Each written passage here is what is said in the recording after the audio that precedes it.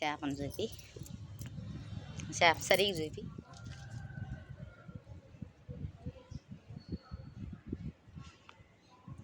Hello friend, ఈ పెద్దామా నాకు 15 సంవత్సరాల నుంచి తెలుసు. నువ్వు 60 సంవత్సరాలు అని చెప్తావు కదా. 15 సంవత్సరాల నుంచి తెలుసు. పెద్దామ 60 సంవత్సరాల నుంచి ఈ చేపలు, రొయ్యలు, ఎండి చేపలు అన్నీ అమ్మిద్ది. కానీ పెద్దామ కష్టం అట్టెట్ట కష్టం కాదు. కనీసం టిఫిన్ కూడా సరిగ్గా టయానికి అసలు చేయదు. మధ్యాహ్నం 2 అయిద్దో 1 గంట అయిద్దో ఇంటికి పోయి మొహం కడుక్కొని అప్పుడు ఆ పెద్దామ తినాల.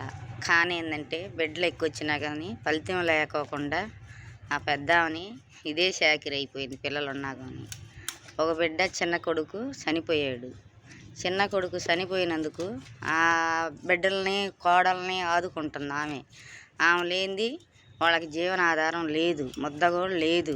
కానీ ఈ పెద్దామకి ఎన్ని లైకులు చేస్తారో, ఎన్ని షేర్లు చేస్తారో చేయండి.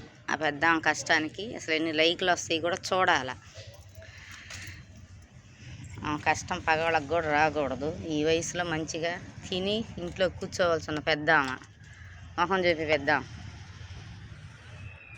లైక్ చేసి, షేర్ చేసి, సబ్స్క్రైబ్.